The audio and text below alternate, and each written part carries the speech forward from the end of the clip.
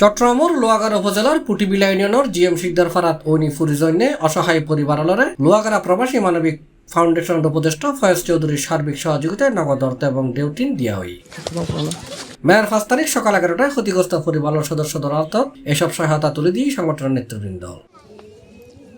এই সময় উপস্থিত আছেন লোয়াগাড়া মানবিক ফাউন্ডেশনের সভাপতি মাহফুজুর রহমান, পুটিবিলা 5 নম্বর ওয়ার্ডের ইউপি সদস্য আব্দুল কাদের, সৌদি আরব কেন্দ্রীয় শাখার উপদেষ্টা রফিক আহমদ, সাংগঠনিক সম্পাদক মনসুর আলম, দপ্তর সম্পাদক সিরাজুল ইসলাম সহ সাংগঠনিক সম্পাদক ফাহাদ চৌধুরী, সহ অর্থ সম্পাদক রুবেল উদ্দিন, পুটিবিলা ইউনিয়ন প্রতিনিধি আমিন বিন সিরাজ, জেদ্দা প্রতিনিধি শহীদুল ইসলাম, শেখ আহমদ, জয়নাল আবেদিন, সৌদি প্রবাসী আব্দুল গফুর সহ আরো অনেকে।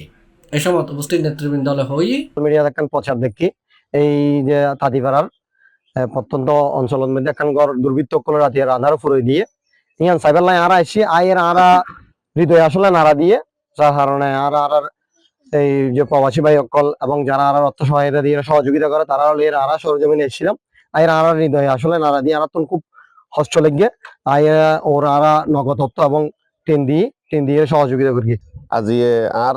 ওরা দেখান মর্মান্তিক একখান ঘটনা ঘটছে কিছুদিন আগে ইয়েনুল দিকে আর জিএম শিকদার ফারা রাজাউলর বাড়িয়েন রাতিয়ে দুর্বৃত্তরা ফুরে দিয়ে ইয়েন গণমাধ্যমত খবর আনার পরে প্রবাসী মানবিক ফাউন্ডেশন ইতারা খবর পাওয়ানোর পরে আর ওরা তাইয়ের রাজাউলরে টিন এবং নগদ অর্থ প্রদান করি গিয়ে ইয়েনাল্লাই প্রবাসী মানবিক ফাউন্ডেশনের